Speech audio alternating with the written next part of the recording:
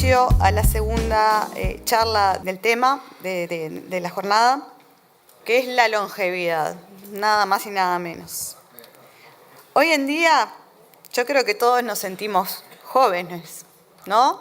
Aunque quizás ya no lo seamos tanto, yo soy muy joven. Pero lo cierto es que cada vez vivimos más y mejor. Este cambio en parte nos lleva al tema que vamos a tratar. ¿Por qué la longevidad está transformando el modelo de comportamiento individual, social y económico? Alejandra Nuño, de nacionalidad española, socióloga, Health and Wealth Business Growth, Inspirational Speaker, Top Voice de LinkedIn Gender Equity 2022, nos dará una respuesta a esta pregunta.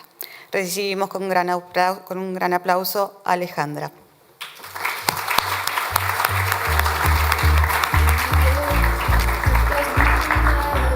Bueno, muy buenos días a todos. Es un verdadero placer poder estar aquí hoy compartiendo con vosotros. Como no puede ser de otra forma, quiero comenzar dando las gracias a toda la organización. Pascual, Gabriel, Ana Paula, a los que no están aquí también, si me permitís, porque se os echa muchísimo de menos, como Joseba, Chema. Y luego no quiero que os pongáis celosos, porque tengo que dar una especial mención a mis compañeras, que no os veo muy bien, porque por cierto soy bastante miope, pero a mis compañeras, a Dolo y a Betina, que hemos hecho, bueno, que ellas me van a acompañar luego en la mesa de contrapunto, porque hemos hecho mucha piña, no sé si existe esa expresión aquí en Montevideo, y verdaderamente ha sido un trabajo en equipo, nos hemos reído mucho y estoy deseando que me acompañéis ahora a continuación después de la ponencia. Bien, y luego también, sí, rápidamente al país. Yo siempre lo digo, probablemente si escuchásemos la cumbre que fue hace relativamente poco en Bolivia, yo siempre digo que los europeos, al menos en mi casa y en Asturias y viniendo de España, pero viniendo de la educación, al menos del norte de España, creo que tenemos muchísimo que aprender cada vez que venimos a este otro lado del océano. Ya no solamente en términos de solvencia profesional, que da gusto escuchar simplemente, ¿no? Ayer el discurso de Andrea, que a mí me conmocionó, pero la puesta en escena, el ejercicio de humildad que hacéis, en fin, mucho tenemos que aprender por Europa y por España. Y creo que muchas veces se nos olvida en ese otro lado del océano. Sin más preámbulos, esta pregunta de cómo la longevidad está transformando el modelo de comportamiento individual, social y económico. Pues vamos a ello. 24, 126. Cada 24 horas, 126 adolescentes y niños se suicidan en el mundo. Estas son las desgarradoras cifras que se arrojaban en la cumbre organizada por la ONU, por UNICEF, el pasado septiembre en Nueva York. Lo que llaman la pandemia silenciosa. No deja de ser, ¿verdad?, una paradoja. No deja de ser, ¿verdad?, estaréis de acuerdo conmigo, que no deja de ser una paradoja, por decirlo de una forma bastante light, que en una sociedad donde hemos creado las tecnologías que alargan la vida, sin embargo, parece que no hemos creado una vida que queramos alargar, ¿no? Es bastante conmovedor, vamos a ponerlo de una forma un poco light. Y precisamente, y además volviendo a Andrea, que la tenemos aquí, cuya tesis doctoral fue precisamente en la exclusión del suicidio en el seguro de personas, pues fijaos una cosa, me chocó bastante. Este país, precisamente, una de sus grandes preocupaciones, tercera campaña ahora mismo en curso por parte de las autoridades, que se llama Ni silencio ni tabú, por cierto voy a poner ahí ahora mismo el acento, cuando contás cómo te sentís, das el primer paso. Pues cuando miramos de qué mueren las personas aquí en Uruguay por causas no naturales, la primera causa de muerte precisamente es el suicidio. Tenemos una población, un país contenido, con 3,4 millones de personas y, por desgracia, en el 2021 tuvimos 700 suicidios, de los cuales 203 fueron adolescentes. ¿Qué es lo que está ocurriendo? Bueno, sería bastante poco generoso por nuestra parte si no dijésemos, ¿verdad?, que si cogiésemos, y ayer hacía Marcos Uriarte esa referencia al pasado, que, bueno, pues si miramos atrás en la historia y cogemos como referencia la revolución industrial, diríamos que desde 1750 hasta nuestros días, desde luego, la sociedad en la que vivimos es un avance en términos de producción, de riqueza, y cómo esto, ¿no?, ha ido poniendo una buena base que podemos ver, bien, que se puede ver cuando, por ejemplo, correlacionamos los datos de riqueza o de productividad correlacionados con la esperanza de vida. Se puede ver claramente aquí en el prestigio, bueno, por el prestigioso Instituto Guymandel, que cruza ambos datos y que vemos esa explosión en términos de esperanza de vida. Así que durante todos estos años la sociedad ha crecido, ha avanzado, ha puesto la base. Bueno, quizás es una terminología muy sencilla, pero se podría decir que todos esos avances en términos de productividad, avances en modelo productivo, pues ha ido mejorando la forma en la que vivimos las personas. Y en cierto modo también, y bastante básico, no le voy a quitar hierro, pues sí, se podría decir que esta vida en la que durante todos estos años hemos ido mejorando en calidad de vida, y prueba de ello es la esperanza de vida, bueno, pues en cierta forma ha sido lineal, porque sí que es verdad, ¿no?, que hasta ahora, o hasta hace relativamente hasta ahora, nos nacíamos, crecíamos, íbamos al colegio, nos educábamos, nos casábamos, trabajábamos y nos jubilábamos. Una vida lineal, sencilla. Además, fijaos una cosa, yo como socióloga, con toda la parte de género, pues en cierta forma también la forma que construíamos nuestra forma relacional, nuestra forma de convivencia, era relativamente sencilla, dicotómica, en códigos binarios. Por cierto, ayer me dice alguien, que la tengo por ahí, que le tenemos que hacer esa camiseta de Twitter de por Dios, por Dios, por Dios, quiero códigos binarios, sí o no. ¿Por qué me contestan todo esto, Alejandra? Hago referencia a Dolo porque me he reído mucho con ella. Bien, códigos binarios, dicotómico, hombre-mujer, joven-viejo, ¿no?, trabajador, empresario. Y fijaos también, quizás a lo mejor, ¿no?, durante todo este tiempo y en este tiempo de avance en términos de riqueza y en términos, por tanto, de esperanza de vida, se podría decir, bendito condicional en los sociólogos, ¿vale?, se podría decir que, bueno, hemos ido asentando esa base que nos ha ido permitiendo preocuparnos por otro tipo de inquietudes. Vamos a ponerlo también de esa forma tan sencilla, porque si algo podríamos decir del pensamiento contemporáneo es precisamente, ¿no?, la deconstrucción. Desde 1900 hasta nuestros días ha sido la base fuerte, ¿no?, de esas minorías que han luchado en los movimientos sociales, que probablemente muchos de ellos nacieron con la mejor intención, ¿no?, en la de los derechos humanos, de la igualdad, el movimiento woke, el movimiento de las minorías, y se podría decir que el actual pensamiento contemporáneo y en la actualidad todos podemos ser. Vivimos en un momento donde todas las identidades podrían ser. Fijaos una cosa, ¿sí? ¿Todos podrían ser? Porque este es el proceso de cómo funciona esto de todos podrían ser. Nosotros tenemos nuevamente aquí a las minorías que están luchando, ¿verdad? Las minorías del LGTBI, las minorías étnicas, luchan por entrar en este paradigma, que es el paradigma de la identificación, es decir, yo socialmente estoy aceptada, estoy dentro de ese grupo, que por cierto podemos estar en el segundo grupo de estar aceptados, pero si no tenemos voz y voto, aunque Gabriel siempre me dice, bueno, pero tuvimos alguna vez voz y voto, esto de tener voz ha existido. Bueno, el proceso de identificación, el proceso de participación de esas minorías es entrar en ese paradigma de la identificación, ya soy válido, ya me reconoce la sociedad, y a partir de aquí lo que sí lucho es por tener esa voz, y es voz en el debate de participación de la sociedad pública, de la sociedad cívica, fundamental. Luego hablaremos de esto. Sí, ¿y es esto verdad? ¿De verdad? ¿De verdad estamos en el pensamiento contemporáneo de la sociedad, de las minorías? ¿En serio? Pues fijaos una cosa, podemos ser de todo. Yo cuando veo muchas veces ahora todas las banderas de todos los múltiples de identidades, verdaderamente me pierdo bastante si recuerdo mis años de la carrera, que era mucho más sencillo a la hora de estudiar todas las dicotomías y todas las identidades de género, etcétera, etcétera. Ahora cada vez hay muchas más y bendita seas, desde luego, ese no es el sujeto de mi conversación. Pero parece ser que lo único que no queremos ser es viejos.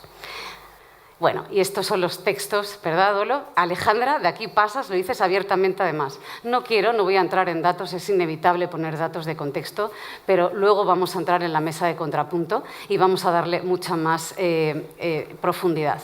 Tiene que estar porque tiene que estar. Ahí tenemos un poco lo que sería el contexto de todo ese envejecimiento y de toda esa población, tanto a nivel global como a nivel ya más macro, y luego hicimos un zoom que es digno de ver en la diapositiva, pero ahora por términos de tiempo no vamos a entrar. Ese zoom en lo que sería Uruguay. Bien, pues a la pregunta, y entramos en la segunda gran fase después de esta introducción, ¿vale? Es, oye, ¿cómo está transformando la longevidad en términos económicos, en términos sociales y en términos individuales?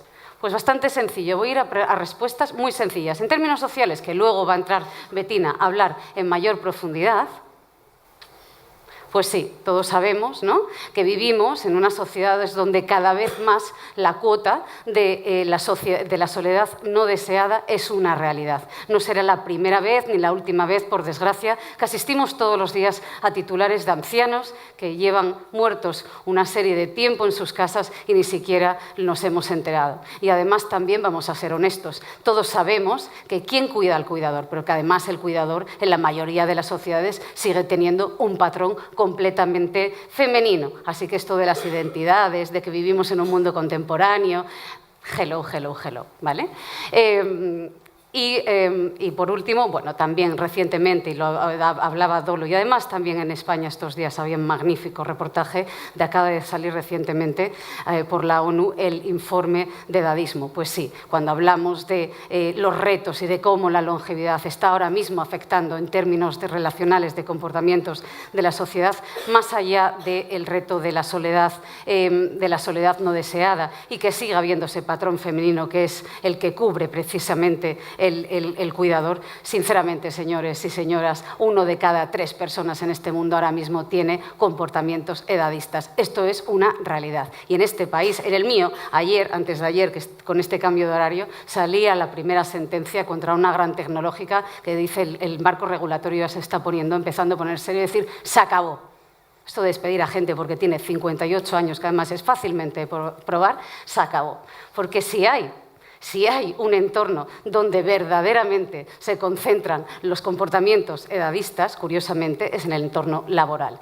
Y sí, lo sabemos todos y lo acabamos de ver en esta sentencia de esta famosa tecnológica estos días en España.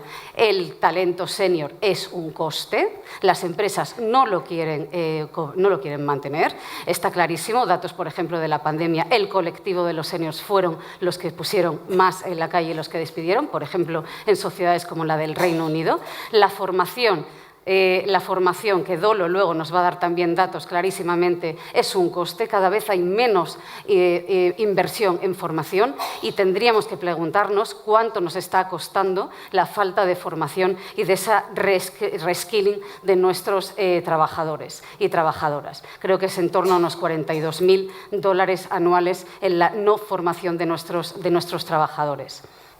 Y bueno, evidentemente, y aquí lo tenemos en Uruguay, vamos a ver, tenemos una población de 3,4 millones con una tasa de desempleo que baila por minutos, ¿verdad? Y que además es una sociedad, junto con Cuba, que está en pleno envejecimiento. Oye, y como dirían también en mi tierra, ¿y esta fiesta quién la paga? ¿Quién la paga? Porque parece que esto, ¿no?, si tenemos cada vez, no estamos reconvirtiendo a nuestra fuerza laboral en términos de formación, si parece ser que tenemos, encima nos permitimos el lujo de todavía mantener comportamientos edadistas, peyorativos y absurdos, y trabajando, por cierto, que esto que decíamos al principio, que había desaparecido, que eran las identidades dicotómicas, ya que ya vemos que no, porque cuando vemos los datos ya vemos que no.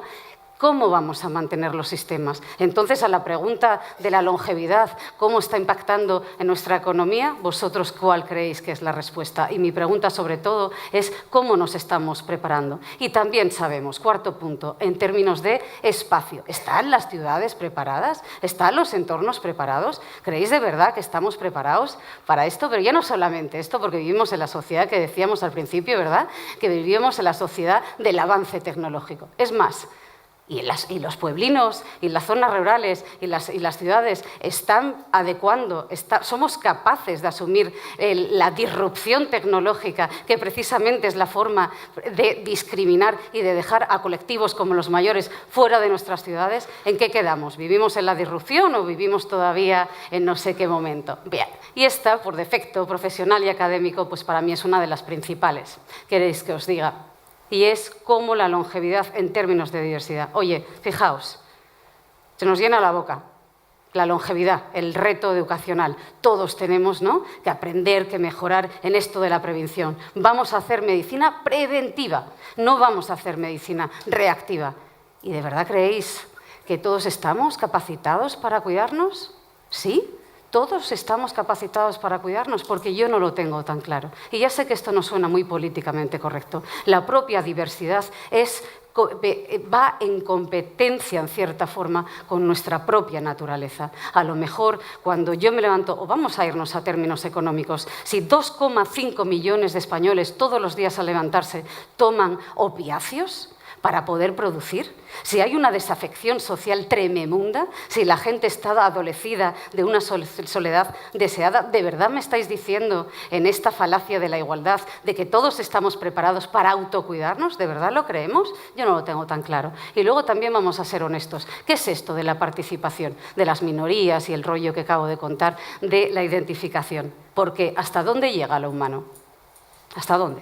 ¿Hasta dónde llega la diversidad? Todos sabemos perfectamente que la diversidad humana es muy amplia y hay cocinas que no nos gustan tanto. ¿Dónde ponemos la boundary de lo que es y lo que no? Pues ¿sabéis una cosa? Después de todo esto que os acabo de contar, para mí es todo irrelevante. No me creo nada. Me parece un rollo. Y me diría Gabriel, sinceramente, Ale, después de escucharte, entre el follón que montaste con las diapos y lo que contaste los primeros 20 minutos o lo que sea, no me aportó nada. A mí tampoco. No creo nada. Yo no sé ni siquiera por qué hice la presentación de esta forma. Os lo digo de verdad. Es más, me decía Gabriel, oye, que me acabo de enterar que has estado cambiando diapos hasta 5 segundos antes. Y es verdad, porque os voy a decir una cosa. En efecto, que tenemos un reto de la longevidad.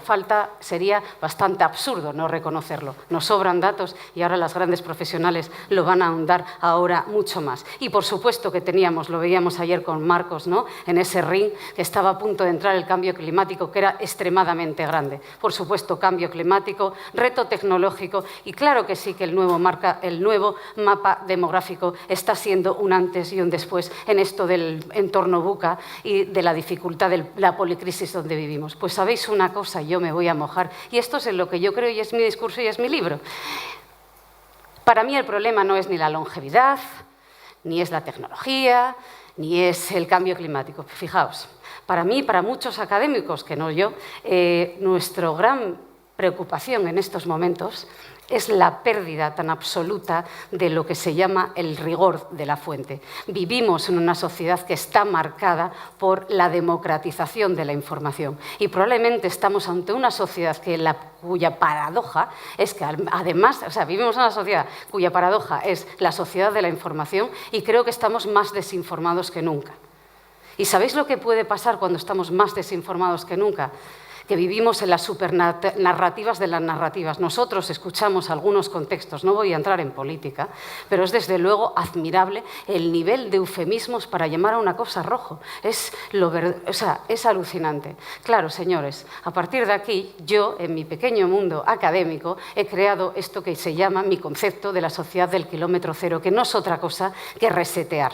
Y vamos a empezar a resetear en 5 grandes bloques. La sociedad del kilómetro cero, que acaba de nacer y todavía no me da tiempo a ponerlo en lápiz y en papel, porque podría ser mi primer, o al menos así está la editorial esperando por ello, por mi primer proyecto editorial, lo que viene a decir, y que lo que dicen muchos, es como un decálogo muy de andar por casa, en lo que lo voy a contar en 5 grandes rasgos y con esto ya termino.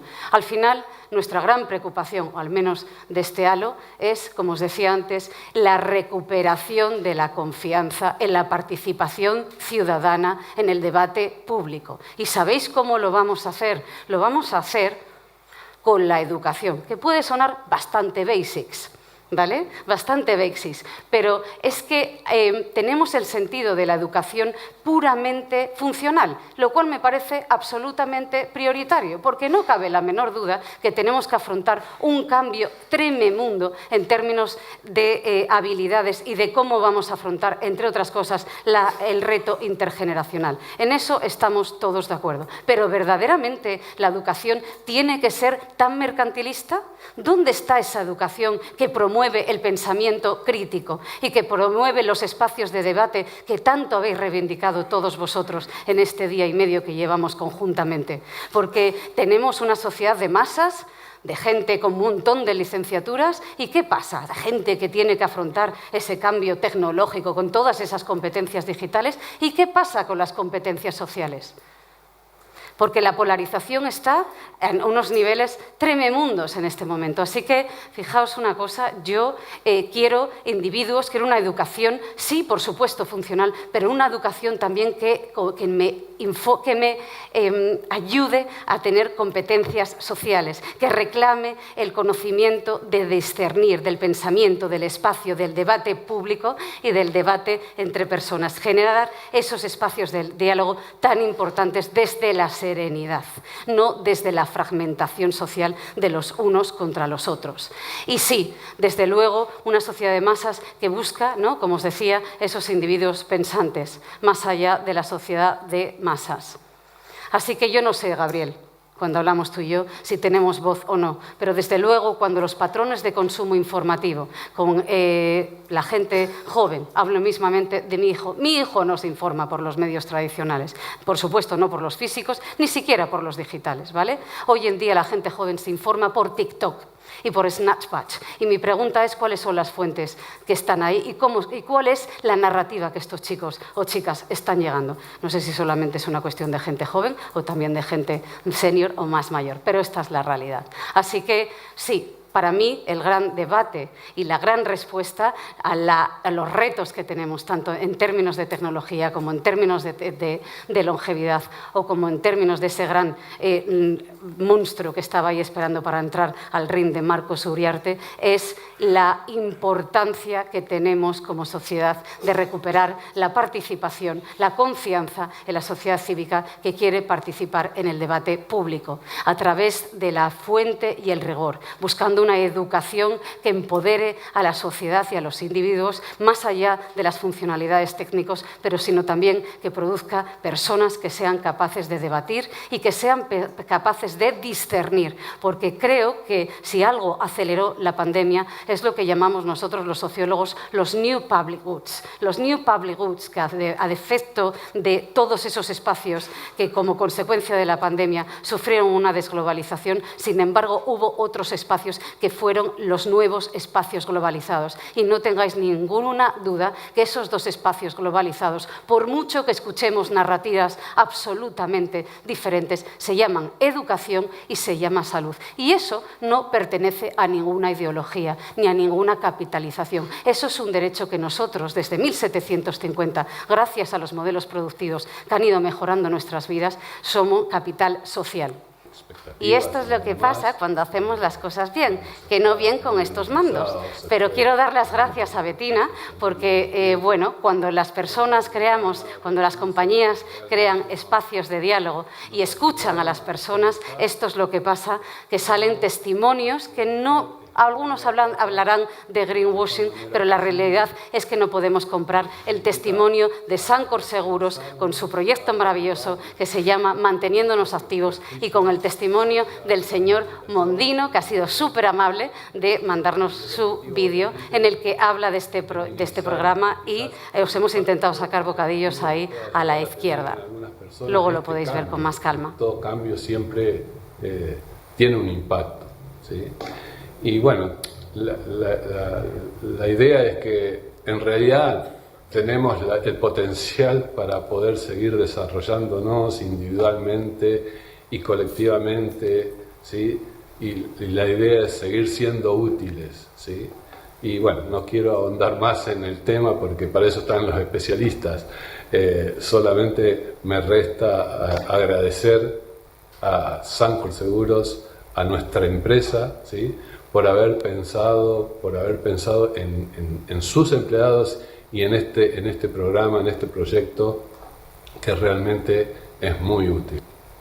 Y finalmente, ya como última diapo, y me sumo a las palabras de nuestro secretario general, Pascual, que ayer hacía uso de ese maravilloso Eduardo Galeano, y además creo que también, aparte de esa soberbia, solvencia en términos, por ejemplo, del maravilloso palacio donde estuvimos ayer, creo que si algo voy notando desde que he llegado hasta aquí es que no le tenéis miedo a la palabra y la llenáis de emociones. Así que sí, yo creo profundamente, por eso mi obsesión en estos momentos, y además utilizo esa palabra con todas las de la ley, en esa recuperación de la participación ciudadana desde el halo cívico. Creo profundamente que cuando las pequeñas personas nos juntamos en pequeños sitios y hacemos pequeñas cosas, como decía ayer Pascual, pues verdaderamente podemos crear un mundo muchísimo mejor. Y no tengo la menor duda, no sé si ahora lo del propósito es somos un desgraciado o no, si lo tenemos o no, pero creo profundamente de ello. Y si no, contadme cómo podemos tener maravillas como esta última diapo.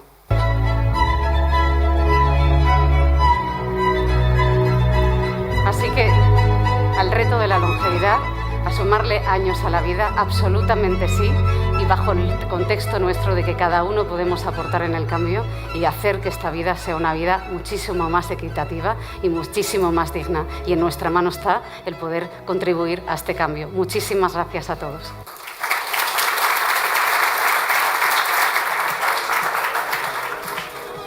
Muchas gracias, Alejandra.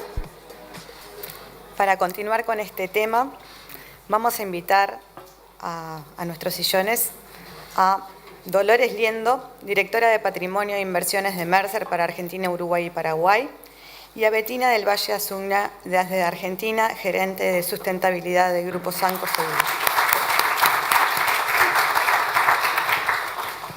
Bueno, encanta de veros aquí, por fin, la verdad que esto es como, yo siempre digo que cuando uno da una ponencia, una charla, es como dar a luz, así que acabo de dar a luz y ahora empiezo a dar a luz otra vez. Pero ellas me han dicho, tú no te preocupes, Alejandra, que te vamos a ayudar muchísimo, y en esta confianza yo estoy aquí sentada con vosotras encantada. Así que bienvenidas. Bueno, estas dos mujeres son tremendas, porque además es que te lo dicen con una naturalidad que, claro, yo me quedo loca. Mira, empiezo por Dolo, 43 añinos, del 80, madre de una hija de 17 años, hermano que vive en Bilbao, por cierto, cerca de mi tierra, y la otra hermana la tenemos en Brasil. Y aquí donde la veis es Ironman. Sí, Ironman. O sea, tú le preguntas a alguien, en plan, para empezar a hablar de cómo íbamos a contextualizar toda la mesa, y oye, y tal, ¿no? Y te suelta así tan tranquila. No, yo soy Ironman y además soy buceadora profesional. Y es como, hello. Bueno, pues esta abogada, que es experta, yo creo que ella es si miramos, ¿no? O sea, hablar con Dolo es como hablar con el dato, el rigor, la teoría, la macro... Por aquí Soledad ayer, ¿verdad? Estaba, por Dios bendito, pero tú tienes que participar, porque ella es ese dato preciso del marco teórico, el previo a que luego tenemos a Bettina que lo pone en marcha y lo pone en el campo de batalla, pero hablar contigo es como hablar con toda la innovación desde los inicios prácticamente de lo que tiene que ver con los seguros, ¿no? Más o menos, ¿es una buena introducción la que he hecho o no? A ver, wow. Ponme nota. ¿Qué decir? Bueno, muchas gracias por tan generosa introducción. Muchas gracias a todos por este muy lindo espacio. Así que gracias. Y luego Bet, tenemos a Bet, ¿vale? Que compartimos año, las dos del 76, yo todavía no cumplí los 47, yo creo que ahí vamos un poco todavía, y quedaos locos. ¿Cuál es lo mismo? Hobbies. No, yo soy paracaidista profesional. Dije, bueno, esto es una cámara oculta en toda regla. Es una cámara oculta en toda regla. Bueno, pues ella es licenciada, se dice así, en comercialización, MBA, y además, bueno, pues hablar con Bet es hablar, vamos a ver cómo era la superfrase, es hablar con She Walks the Talk. Ella representa la operatividad de la gestión y de la estrategia puesta en el campo de batalla, y ejemplo que hemos visto al final de la charla con el ejemplo que poníamos de Eduardo Mondino después de 35 años en la compañía, y ese maravilloso programa del que vamos a hablar ahora, que habéis puesto en marcha para poder afrontar la salida nuevamente a esa nueva etapa una vez que nos jubilamos. Muy bien, señoras, pues empezamos. ¿Cómo lo veis? ¿Bien? Encantada. Bien. Oye, pues decía ayer Pascual, como decíamos, bueno, Pascual y varios de vosotros hacíais mucha reivindicación sobre la importancia de ver las cumbres como una escuela de pensamiento, cosa que a mí me vino de perlas porque digo, es que de esto precisamente quiero hablar yo. En la sociedad del kilómetro cero hablábamos de la importancia de la recuperación de esos espacios de debate, de esos espacios de pensamiento y que fueran ser, ¿no?, inspiraciones más allá de lo teórico para que luego podamos poner en marcha los proyectos desde los marcos más teóricos para que luego los pudiéramos poner operativamente en el campo de batalla. Y hablábamos de las urgencias en estos espacios de crear la herramienta tan importante del diálogo, que me vino también genial. Entonces, Dolo, vamos a empezar, ¿vale? Tú que representas la diversidad de las empresas, ¿qué están haciendo? ¿Qué están haciendo en las empresas? ¿Cuáles son sus herramientas en estos momentos? Y otra cosa, ¿hay mucho greenwashing o cuánto hay de realidad? Cuéntanos un poco. Bueno, primero encantada. Los que saben, Mercer es una consultora de recursos humanos. Nosotros abordamos la mirada de las empresas. Tenemos distintas fuentes de trabajo. Y en esto que me preguntaba, Sale, primero quiero compartir marco teórico. Hablábamos de la teoría, el marco teórico. Hablamos durante estas jornadas de la transformación del modelo de trabajo. Estamos todos de acuerdo de mínimo tres hitos que están transformando. Todos mencionamos, hicimos eje e hincapié en estos tres hitos, ¿no? Por un lado hablamos del impacto ambiental, el impacto en la tecnología y obviamente Ale nos ilustró el impacto en la longevidad. Estos impactos sociales, estos impactos que están teniendo, están transformando el modelo de trabajo. Para eso Mercer se juntó con el World Economic Forum y elaboró junto a un grupo de empresarios algo que llamamos el Good Framework, que es un marco sobre buenas prácticas del trabajo.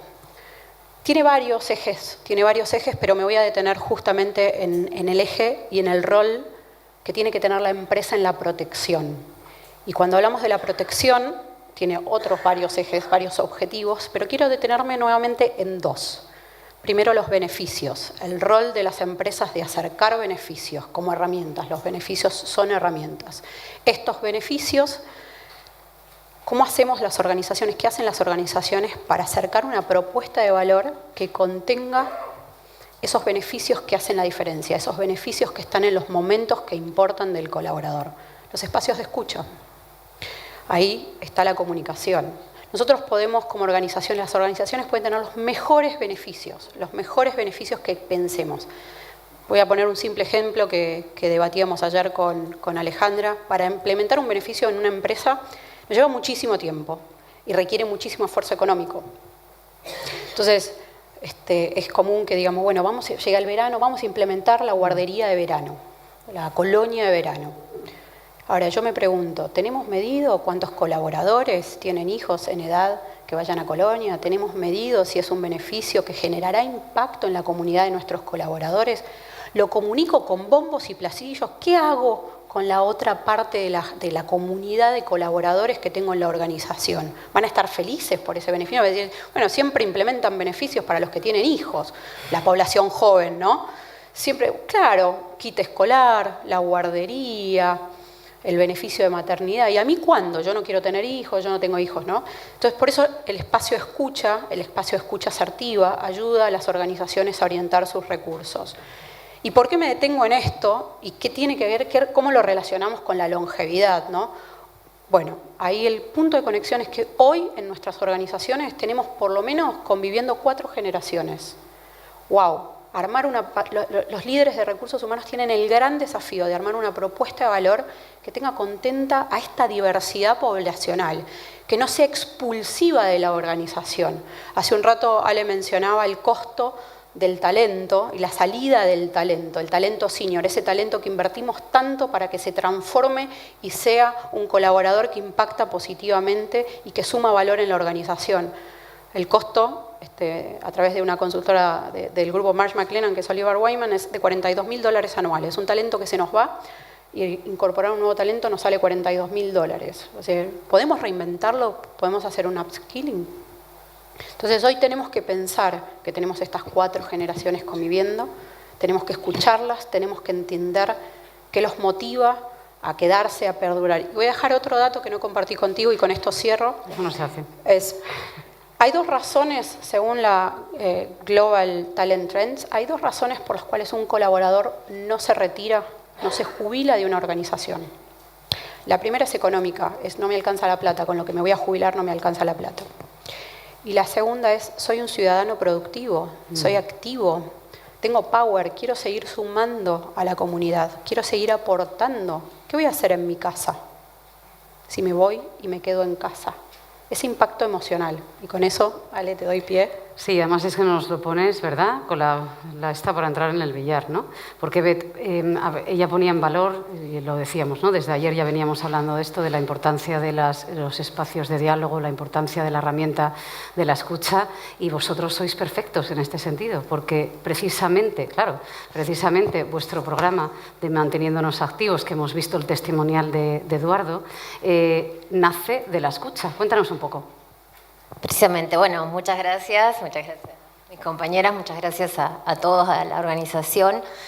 Justamente este programa que se llama Manteniéndonos Activos nace de la escucha y del diálogo. El grupo Sancor Seguros tiene una estrategia de sustentabilidad que viene desarrollando de hace 20 años, que uno de los pilares es el diálogo. Y como decía Marcos Urarte ayer, que hay que escuchar a los clientes y hay que observar a los clientes. Bueno, los empleados, los colaboradores son nuestro cliente interno más importante, el principal, al primero que hay que escuchar, al primero que hay que observar.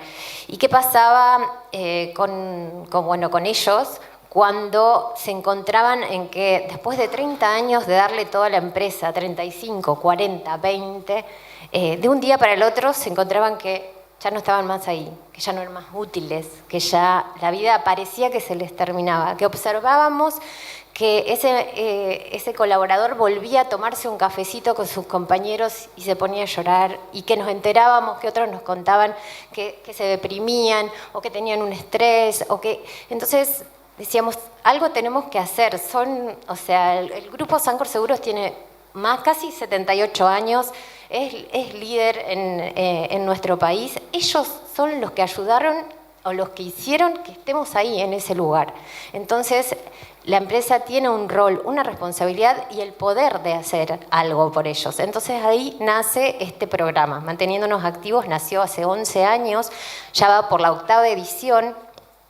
Es liderado por una psicogerontóloga y se implementa 1 año y medio antes de que la persona se retire o se jubile.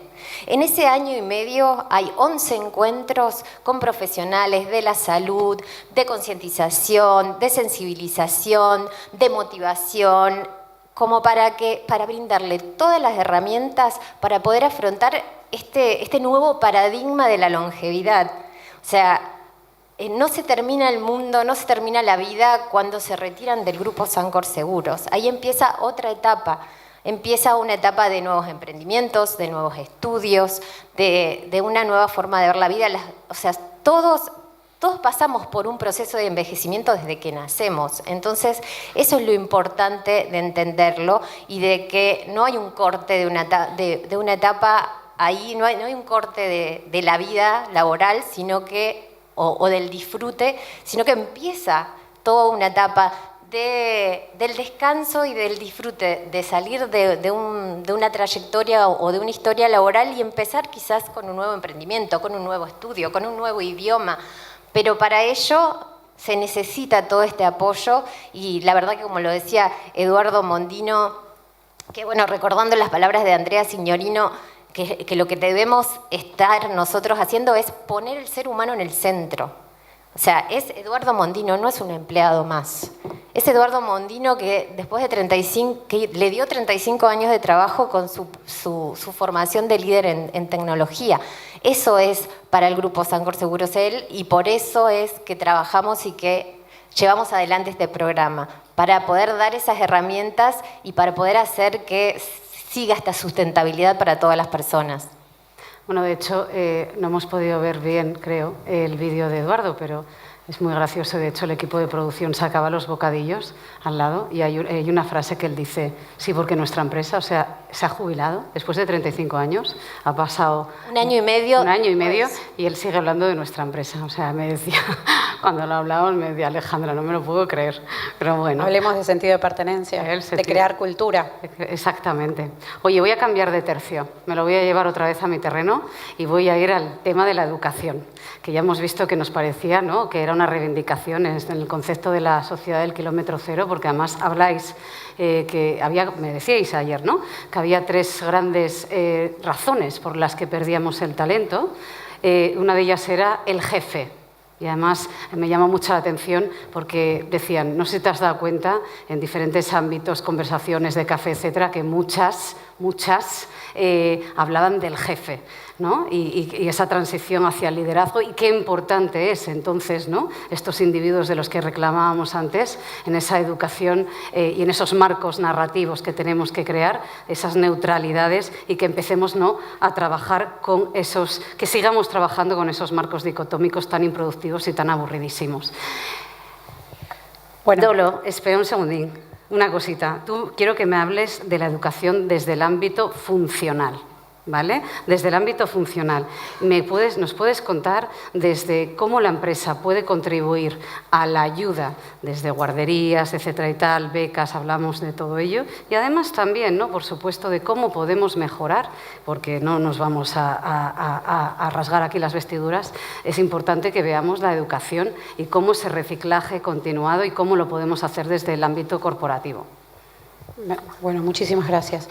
Voy a dejar primero un titular y después lo vamos a ir desagregando. Betty dijo una palabra mágica que a mí me gusta mucho, que es la sustentabilidad. O sea, dentro de ese marco, y volviendo al Good Framework, vamos a decir, uno de los roles principales que tienen las organizaciones para con la sociedad es fomentar, participar y desarrollar ambientes de aprendizaje continuo.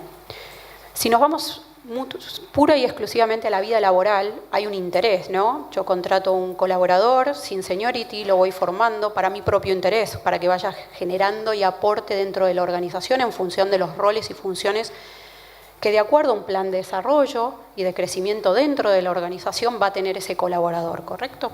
Y de esa forma yo, como organización, le voy brindando herramientas. Esas herramientas es conocimiento, es educación interna, externa, a través de instituciones, participo económicamente, hablo en primera persona como si fuera la organización, participo, fomento, financio, contribuyo a través de distintos modelos de beneficios, herramientas.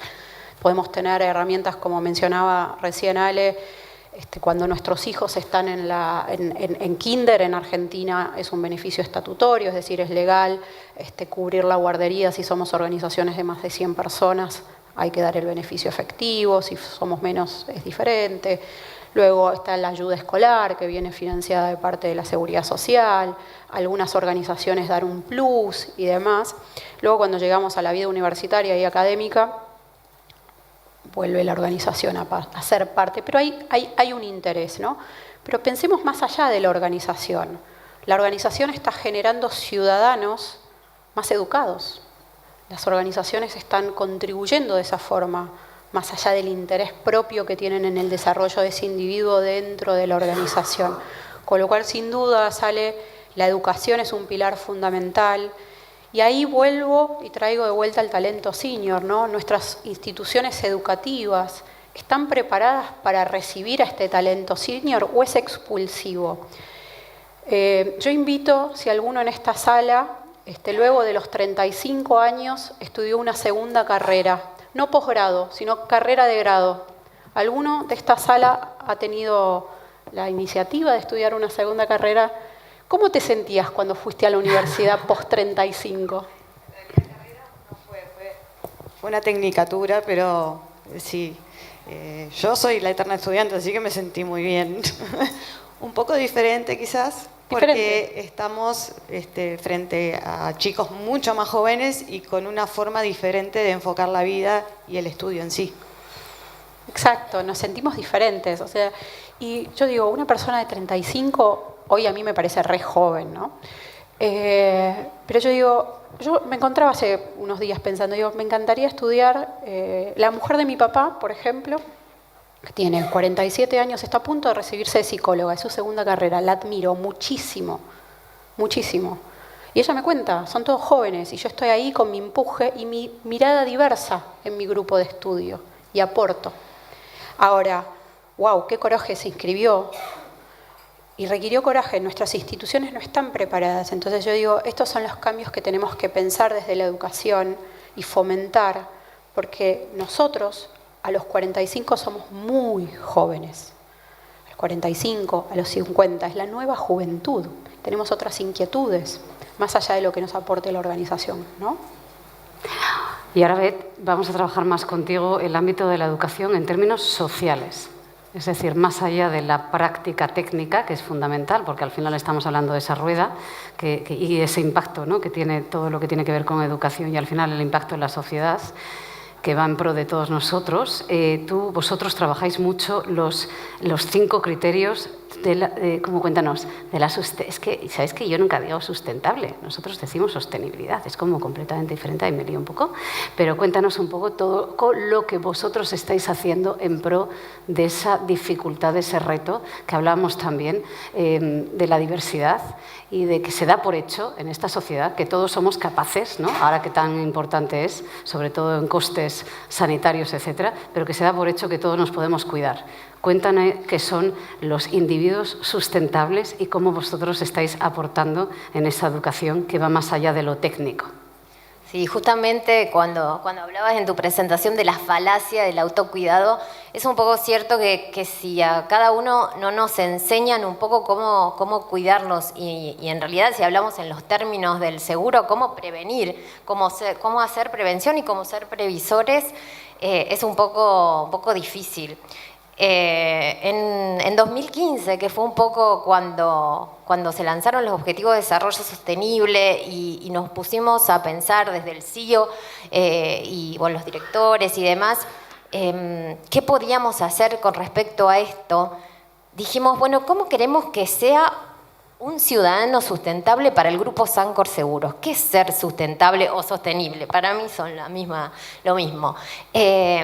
Planteemos un paraguas, una campaña donde vaya creciendo, se vaya enriqueciendo y que haga que podamos educar, sensibilizar, capacitar a todos nuestros grupos de interés, empleados, clientes, productores, asesores de seguros, proveedores, comunidad, en qué es ir hacia un ciudadano sustentable, hacia un ser humano sustentable, ese ser humano que está en el centro. Y planteamos el ciudadano sustentable o el ser humano sustentable. Tiene 5 dimensiones, como bien lo decía Alejandra. Una es la conciencia aseguradora. Queremos formar ciudadanos sustentables que reconozcan, que entiendan la importancia de tener un seguro. Como lo decía Gabriel, todas las cosas, los beneficios que trae el seguro, que nadie lo sabe.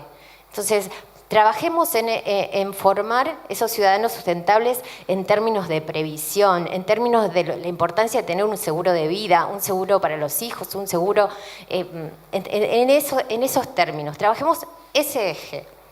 Luego trabajemos el eje de la prevención. Queremos ciudadanos sustentables que practiquen la prevención para lograr esa calidad de vida, ese bienestar del que también hablaba Andrea ayer.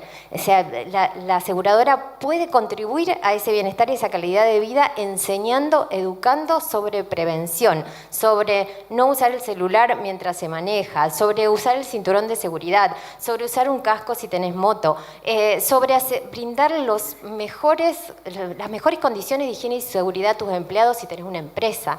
Trabajar el eje de la prevención, trabajar el eje de la salud y el bienestar, de tener la importancia de cómo llegamos, cómo disfrutamos de la vida en esa longevidad.